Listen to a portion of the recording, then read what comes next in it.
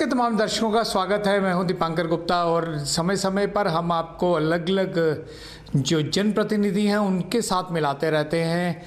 उधमपुर ज़िला की अगर हम बात करें तो सियासी समीकरण कुछ इस तरह के हैं कि यहाँ पर ऑपोजिशन लगभग धराशायी हो चुकी है। सभी जितने भी बड़े बड़े नेता हैं वो भारतीय जनता पार्टी के परिवार में शामिल हो चुके हैं और ऐसे में आने वाले समय में जहां एक तरफ जनता में ये चर्चा है कि भारतीय जनता पार्टी की उधमपुर वेस्ट की सीट, उधमपुर ईस्ट की सीट किसे मिलेगी, वहीं सबसे बड़ा सवाल ये भी एक उभर कर सामने ज़रूर आ रहा है कि ऑपोजिशन में कौन होगा, विपक्ष में कौन होगा। एक दौर था जब कांग्रेस की सरकारें हुआ करती थी, नेशनल कॉन्फ्रेंस की, हमारे यहाँ पर जम्मू कश्मीर की अगर बात करें तो सरकार हुआ करती थी, लेकिन विपक्ष की अगर हम बात करें तो विपक्ष में भारतीय जनता पार्टी हुआ करती थी। बंद तमाम तरह के जो प्रोटेस्ट हैं वो हुआ करते थे, लेकिन अब वो दौर आ गया है जब बंद हुए भी काफ़ी समय हो चुका है। और उधमपुर वेस्ट की अगर हम बात करें तो पंचैरी और जो मोंगरी का इलाका है वो उधमपुर वेस्ट में इंक्लूड हो गया है। उधमपुर वेस्ट में उधमपुर का शहर, उधमपुर शहर के साथ आपका चिनार, बटलवालियाँ, चिनार के अलावा गढ़ी, रैम्बल और क्रिमची मानसर से होते हुए टिकरी का ऊपर का जो जस्टिस कोर्ट का इलाका है वो इंक्लूड हो गया है।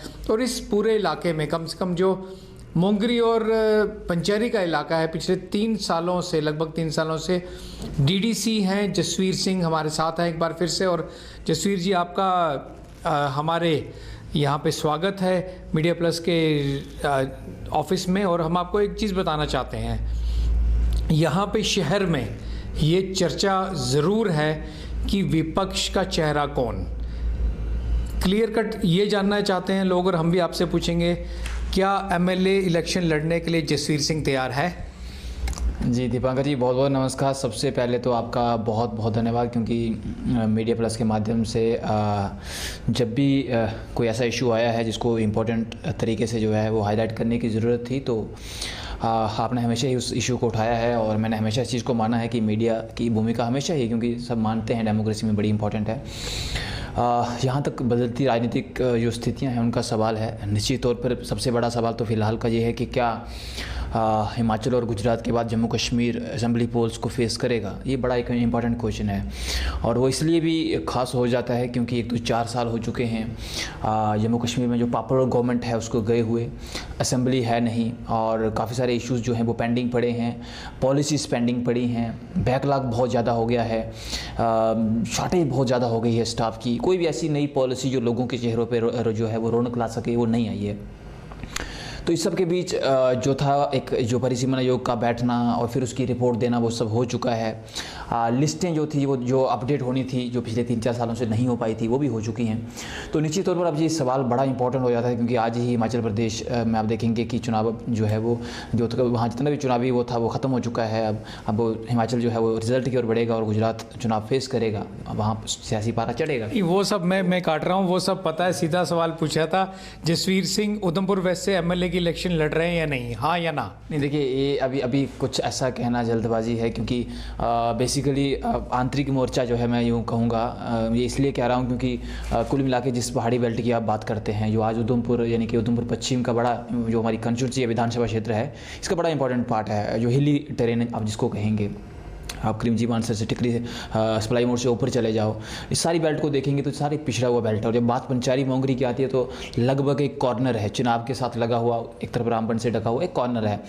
तो आंतरिक चुनौतियाँ इतनी ज़्यादा हैं, और पिछले लगभग 2 सालों में, क्योंकि अभी 2 साल तो पूरे नहीं हुए लेकिन फिर भी लगभग 2 साल जो है होने को हैं, तो इस सब के बीच जो है आंतरिक चुनौतियाँ, परिवर्तन करना, रिफॉर्म्स लाना, इस सब में इन शेड्यूल में इतने बिजी हो गए कि अभी ये फैसला नहीं हो पाया है कि क्या भविष्य की रणनीतियाँ हैं। बट मैं एक चीज़ जरूर स्पष्ट करना चाहूँगा, और ये मैं पहले भी कहता आया हूँ, इसलिए नहीं आज कह रहा हूँ कि आपका कोई सवाल है उसको मैं जवाब दे रहा हूँ, जटाल मटोल कर रहा हूँ, बट एक मैं स्पष्ट जवाब इसका ये जरूर देना चाहूँगा कि निश्चित तौर पर पंचारी मोंगरी मेरी प्राथमिकता है, लेकिन क्योंकि जिला विकास परिषद उधमपुर का सदस्य हूं और उधमपुर शहर के साथ हमारे सीधे हित जो हैं वो जुड़े हुए हैं। चाहे वो आप देखेंगे हमारा जो अधिकतर जो आप देखेंगे जो स्टाफ, जितना भी हमारा स्टाफ मेंबर्स हैं, हमारे एम्प्लॉइज़ है, गवर्नमेंट एम्प्लॉइज़, वो सारे उधमपुर शहर से आते हैं या फिर निचले इलाके से आते हैं। और दूसरा जो हमारे यहाँ के लोग हैं, खास करके जो एक अपर मिडिल क्लास कहेंगे आप, जो थोड़ी सी जो पॉवर्टी से ऊपर निकल के आए हैं, तो आप देखेंगे कि पढ़ाई की बेहतर शिक्षा की तलाश में, क्योंकि सरकारी विद्यालयों को तो हम ठीक नहीं कर पाए, इन्वेस्ट किया हमने, कोशिश की, लेकिन अभी उनकी परिस्थिति ऐसी नहीं है कि आप ये उम्मीद करेंगे नहीं वहाँ से जो हम बच्चों को निकाल के बेहतर और इंश्योर करेंगे कि सब जो है कंपटीशन दे पाएँ। तीसरा स्वास्थ्य की तलाश में, डिग्री कॉलेज वहाँ है नहीं, तो एजुकेशन हो गई, तो जो हेल्थ सेक्टर है उसकी तलाश में भी, क्योंकि दूर दराज के इलाके हैं, अभी हेल्थ सेक्टर इतना मजबूत नहीं है कि हम वहीं पे जो है वो किसी भी डिजीज़ को चेक एंड मेट कर सकें और एड्रेस कर सकें। तो स्वास्थ्य और शिक्षा की तलाश में और रोज़गार की तलाश में लोग जो है एक बड़ी संख्या में उधमपुर में आए हैं, जहाँ बसे हैं, ठीक है ना। तो कुल मिला के हमारे सीधे हित जो हैं वो उधमपुर पश्चिम से जुड़े हुए हैं, क्योंकि ज़िला मुख्यालय है और लगभग जहाँ की कोई भी ऐसी घटना, कोई भी जो जहाँ पे जो परिवर्तन होता है, तो निश्चित तौर पर हम उसको खुद से अलग नहीं कर सकते। तो मैं ये ज़रूर कहना चाहूँगा कि आने वाले दिनों में जो पहाड़ी बेल्ट है उसका जो योगदान है, कंट्रीब्यूशन है, भागीदारी है, वो बढ़ेगी, इसमें कोई दो राय नहीं है। हाँ, क्या करेंगे, फ्यूचर प्लान ऑफ एक्शन क्या होगा, निश्चित तौर पर वो डिपेंड करेगा कि किस तरीके से जो है, जो हमारा एक स्वतंत्र चुनाव आयोग है वो उस तरीके से फैसला करता है कब जहाँ विधानसभा चुनाव होते हैं। मैं तो यही चाहूँगा कि जल्दी हो जाने चाहिए, बट जब होंगे तो अल्टीमेटली हम इस पर डिसाइड करेंगे। सर देखिए, आपके रिश्तेदार, आपके दोस्त, आपके खास सब लोग ये बता रहे हैं कि इस समय आप जो पहाड़ी बेल्ट है वहाँ पर कंसंट्रेट कर रहे हैं। आपकी कोशिश है कि वहाँ पे पहले लोगों को मैं इस तरह से साथ दूँ कि वो सब लोग ये कहें कि ये हमारा अपना बच्चा है और अगर हमारा अपना बच्चा खड़ा है तो हमने उसी को वोट देना है, और बाद में मैं सिटी की तरफ रुख करूं और यहाँ के लोगों को आश्वस्त करूं। कहाँ तक सच है? देखिए सर, निश्चित तौर पर इसमें तो कोई दो राय नहीं है कि पहाड़ी बेल्ट हमारी प्राथमिकता है और वो होनी भी चाहिए, क्योंकि आप देखेंगे मैं एक सामान्य घर से आता हूँ, ना जेब में पैसा था, ना पावर थी, ना पोजीशन थी, ना ही कोई फोर फादर्स एमएलए थे, एमपी थे जहाँ बड़ी कुर्सी पे बैठे हुए थे। तो वहाँ से निकल के आप खुद देखिए कि एक पब्लिक जो है, एक नॉर्मल से लड़के को, आम घर से आने वाले लड़के को एक बड़ी रिस्पॉन्सिबिलिटी, हालांकि वो कुर्सी मैंने कभी देखी नहीं, जिस कुर्सी की बात होती है कि देखो ये कुर्सी, कौन सी कुर्सी पर बैठ गई हो, तो वो मैंने नहीं देखी। बट पब्लिक ने जो है वो जिस पर्पज़ के लिए बिठाया है, जो सम्मान दिया है, आप देखेंगे कि क्यों दे दिया।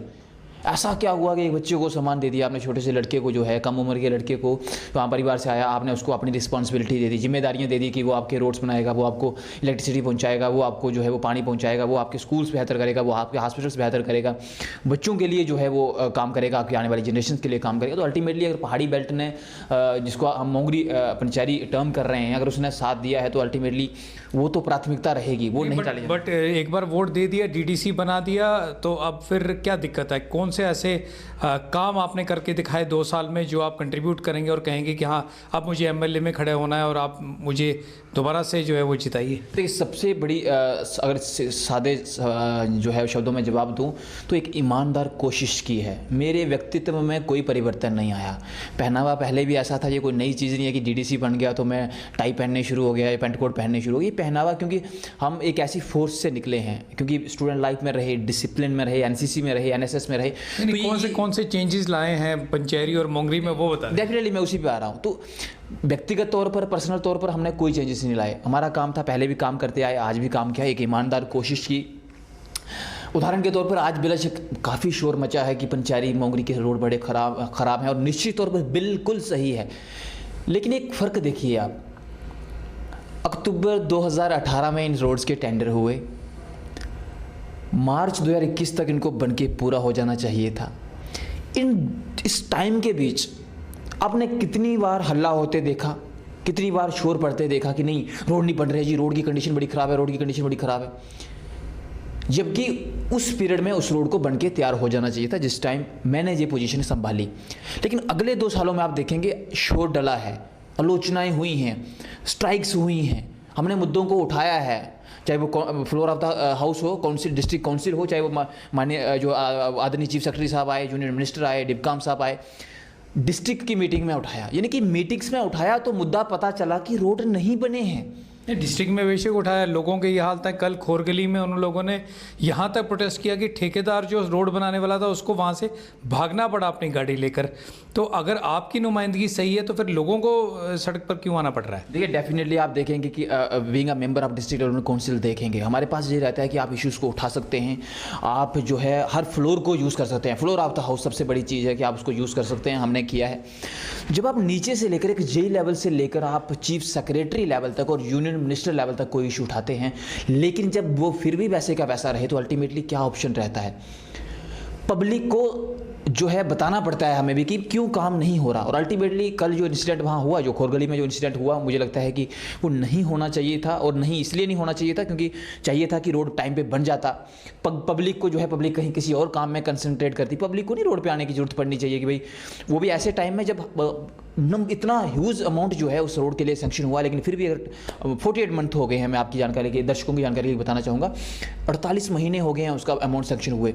लेकिन हमारी यहाँ कोशिश का है कि हमने उस इशू को उठाया है, सरकार तक पहुँचाया है कि अगर आप काम नहीं करेंगे तो यकीन मानिए, हो सकता है एक मिनट के लिए हो सकता है आप हमारी आवाज़ दबा देंगे, 1 मिनट के लिए कि आप क्या कर रहे हैं। लेकिन जो पब्लिक बैठी है जिसका वो रोड है, अगर आप हमारी भी आवाज़ दबा देंगे तो अल्टीमेटली, हालांकि कल का इंसिडेंट तो ऐसा नहीं था कि जो प्री प्लान था कि नहीं हम पब्लिक को इकट्ठा करेंगे, वो तो एक सडन इंसिडेंट था।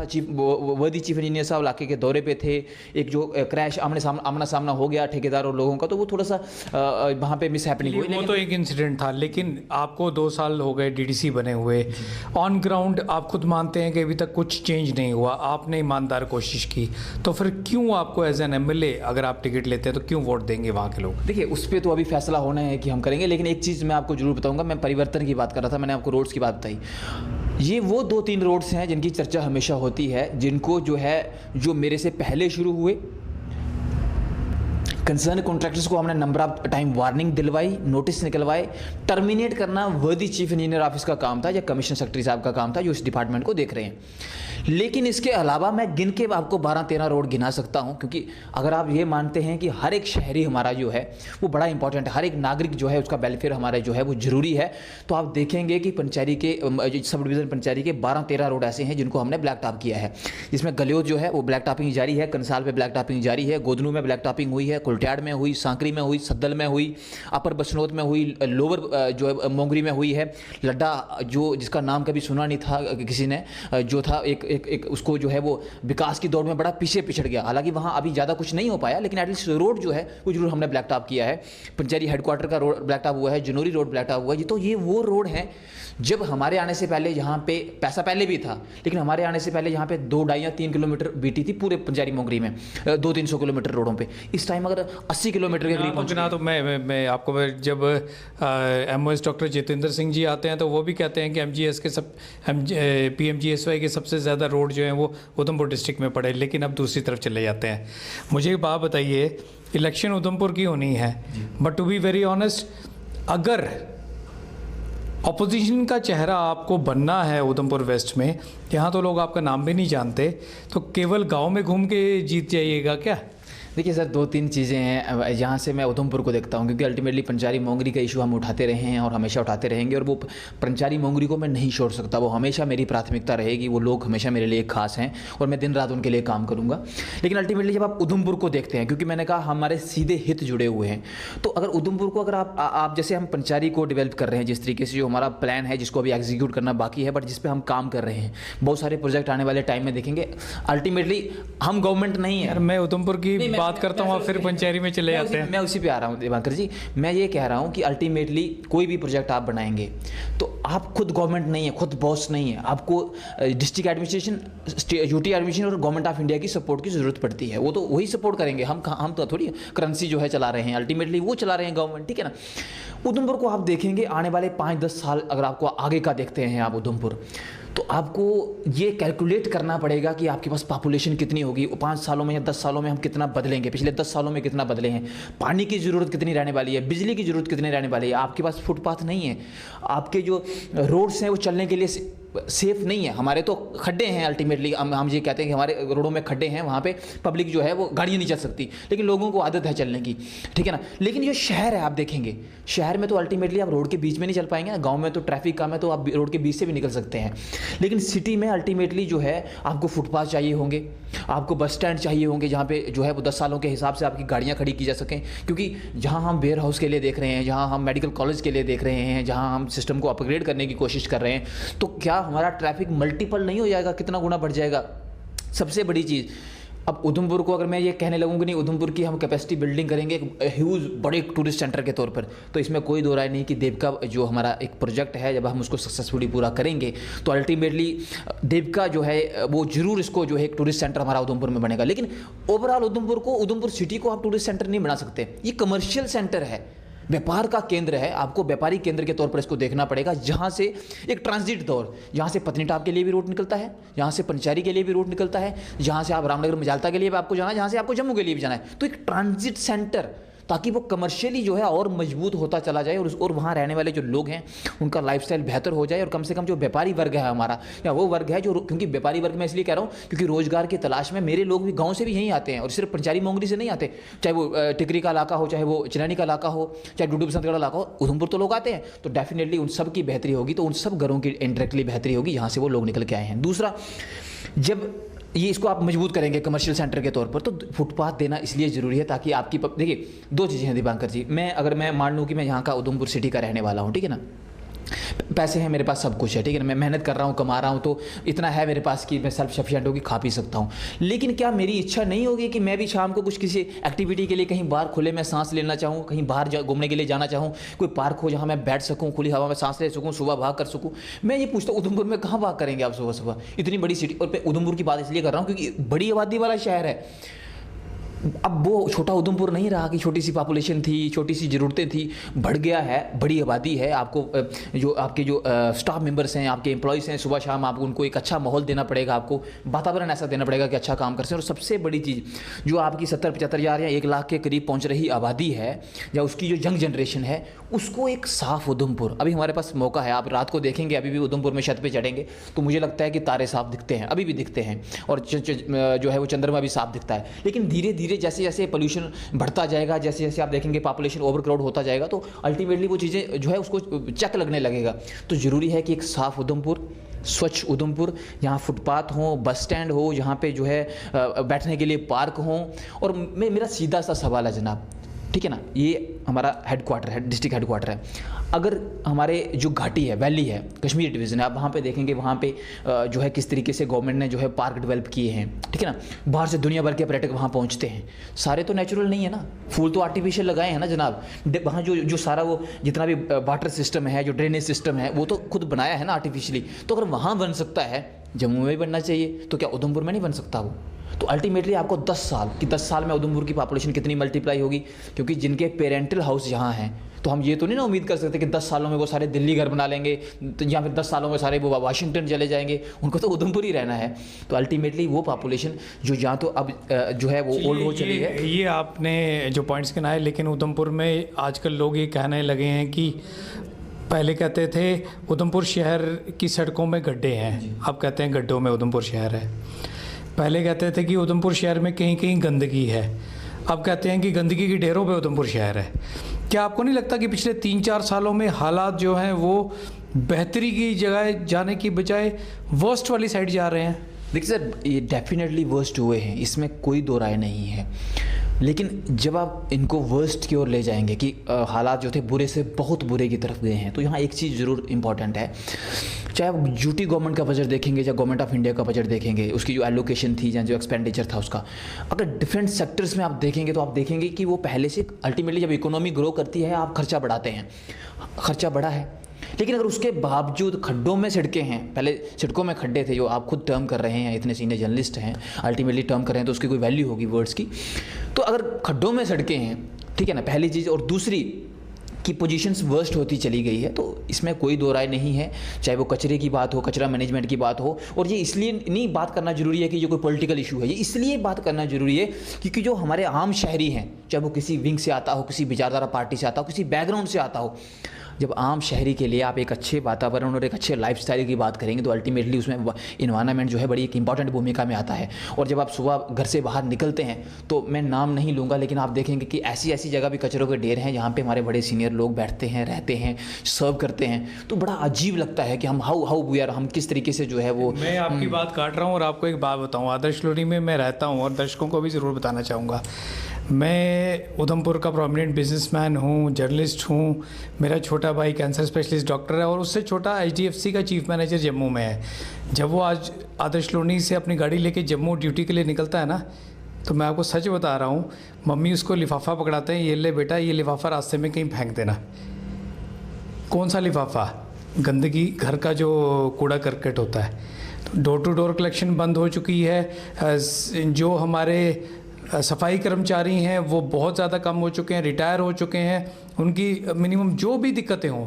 लेकिन रियलिटी ये है कि उधमपुर शहर में गंदगी अब एक मतलब मजबूरी बन चुकी है लोगों के लिए।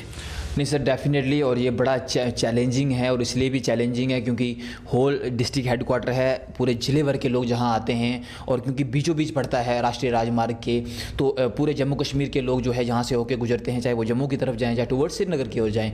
और दुनिया भर के पर्यटक जब कश्मीर के लिए जाते हैं, जो डेफिनेटली जो हवाई सफ़र नहीं करते, ट्रेन तो अभी जुड़ी नहीं है, तो उनको यहीं से निकलना है। तो उधमपुर वैसे भी सेंटर है, एक केंद्र है। और पत्नीटाप जैसा, नथरटाप जैसा जो है टूरिस्ट प्लेसेस हैं, अल्टीमेटली अब पंचारी भी लोग आने लगे हैं। तो निश्चित तौर पर ये एक सेंटर के तौर पर आप जब आप देखेंगे तो इतनी गंदगी जो है मुझे लगता है, लेकिन यहाँ पे मुझे लगता है कि बड़ी संजीदगी के साथ, देखिए इशू है, लेकिन हल क्या है? हल ये है कि एक ईमानदार कोशिश की जाए, ईमानदारी के साथ बैठ के उन सारे स्टेक होल्डर्स, खास करके चाहे जहाँ के व्यापार मंडल हों, चाहे जहाँ के वेरियस जो ऑर्गेनाइजेशंस हों, वो हों, उन सबके साथ बैठ के मंथन करना पड़ेगा कि बताइए। देखिए, अगर सिर्फ गवर्नमेंट के तौर पर मैं सिर्फ एक विंग ऑफ पॉलिसी मेकर, अगर मैं आप मान लो आज मुझे पावर दे दो कि जनाब आपको पावर दी, फुल पावर दी, आप कचरे को मैनेज करो, और मैं अकेला कहूँगा कि नहीं मेरे आर्डर्स पे मेरे जो एम्प्लॉइज हैं मेरे डिपार्टमेंट में वो साफ़ कर देंगे, वैसे उधमपुर सर साफ़ नहीं हो सकता।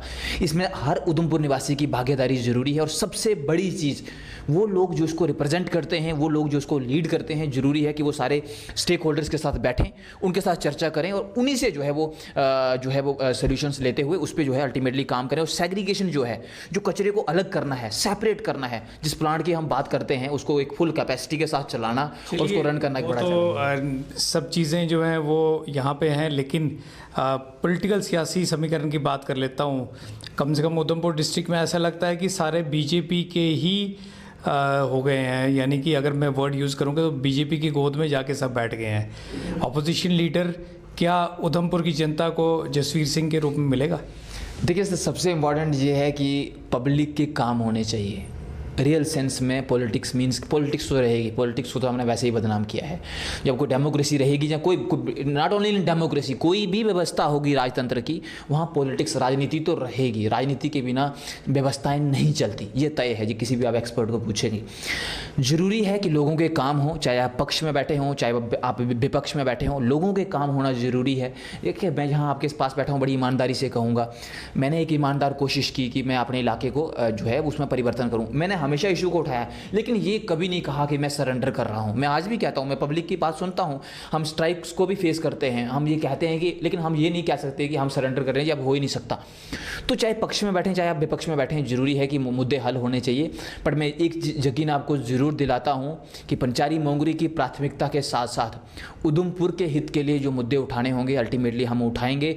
बहुत सारे इश्यूज़ हैं जिनको अभी हमने टारगेट नहीं किया, शायद इसलिए नहीं किया क्योंकि इस उम्मीद के साथ कि द पीपल जो उनको रिप्रेजेंट कर रहे हैं, क्योंकि अब जैसे जैसे हमारे कुछ शहर के साथी हैं वो गांव आने लगेंगे, हमें टारगेट करने लगेंगे, अल्टीमेटली वो सारा सिस्टम का हिस्सा है। तो वैसे वैसे हमारी भी तो जिम्मेदारी बनती है कि हम भी कुछ शहर के मुद्दे उठाएं। तो अल्टीमेटली जहाँ पे कोई इशू नहीं रेस हो रहे होंगे, हम उस पर काम करेंगे, और काम सिर्फ बोलने के लिए नहीं बोलेंगे, उसके एक पॉजिटिव सोल्यूशन के लिए दीपांकर जी। और एक ईमानदारी के साथ मैं खास करके उधमपुर की जनता को जो है एक चीज़ आपके माध्यम से बताना चाहूँगा, वो ये है, परिवर्तन का समय है, ट्रांसफॉर्मेशन का दौर है, दुनिया बहुत आगे निकल रही है। सिर्फ इसके अलावा कि हम शहर में रहते हैं, डिस्ट्रिक्ट हॉस्पिटल साथ में है, DC हेडक्वार्टर साथ में है, SSP जो ऑफिस है साथ में है, इसके अलावा अगर हम अचीवमेंट्स की ओर ध्यान दें तो शायद हमारे पास बहुत कुछ है नहीं। क्योंकि बिजली मुझे भी उधमपुर से ही जाती है, शहर से ही जाएगी, ठीक है ना। जो है वो सर्विसेज मुझे भी यहीं से थ्रो होनी है क्योंकि डिस्ट्रिक्ट हेडक्वार्टर है। पानी छोड़ दें तो पानी तो ऊपर से ही नीचे आएगा, बट रेस्ट ऑफ जो है वो चीज़ें जो हमें भी यहीं से जाती हैं। तो जब तक आप ट्रांसफॉर्म नहीं करेंगे, और ये टाइम है, मुझे लगता है कि राइट टाइम है कि अपने आने वाले बच्चों के लिए सोचें, आने वाली पीढ़ियों के लिए सोचें, सही फैसले करें, और जहाँ पे कुछ गलत है तो वहाँ जरूर क्वेश्चन रेस करें। मेरी पूरी सपोर्ट जो है वो उधमपुर की डेवलपमेंट के साथ है।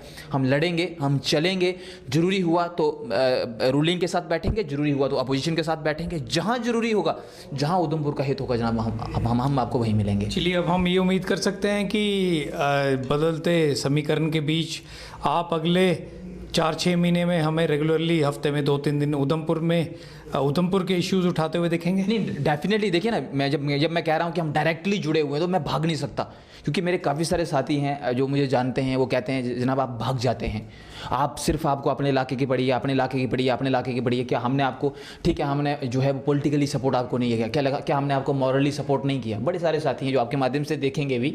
डेफिनेटली मैं उनको कई बार कहता हूँ नहीं यार, थोड़ा सा यहाँ बिजी हूँ अपने लोगों के साथ, लेकिन अल्टीमेटली सर मैं आज आपके माध्यम से उधमपुर की पब्लिक को ये जरूर कहना चाहूँगा कि पंचारी मोंगरी प्राथमिकता के साथ उधमपुर हमारी प्राथमिकता में है। और जो उधमपुर के मुद्दे हैं मेरे तो हमेशा वेलकम है, मेरी फ़ोन लाइन सबके पास है, फ़ोन नंबर हमारा पब्लिक है, कोई ऐसा नंबर नहीं है कि जो पब्लिक के पास नहीं हो। मेरे फ़ोन्स हमेशा खुले हैं। जब भी उधमपुर की पब्लिक को किसी भी कोने के, चाहे वो 21 म्यूनिसिपल वार्ड हो, चाहे यहाँ की सारी पंचायतें हों, जब भी कहीं किसी को लगेगा कि मेरी मदद की ज़रूरत है तो जनाब मेरी लाइनें हमेशा खुली हैं और मैं उन सबके साथ खड़ा हूँ सर। चलिए ठीक है, तो ये थे जसवीर सिंह जी, और एक ईमानदार कोशिश की बात कर रहे हैं। इनकी बातों से ये संकेत ज़रूर मिलते हैं कि आने वाले दिनों में कम से कम उधमपुर वेस्ट में ये चुनाव लड़ेंगे।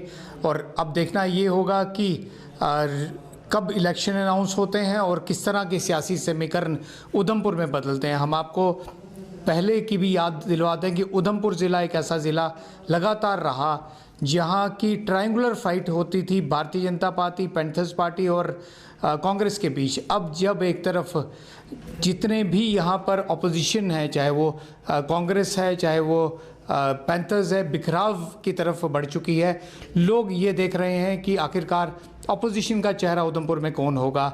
देखना ये होगा कि क्या जसवीर सिंह लोगों को आने वाले दिनों में एक ऑपोजिशन लीडर के रूप में दिखाई पड़ते हैं या नहीं पड़ते हैं।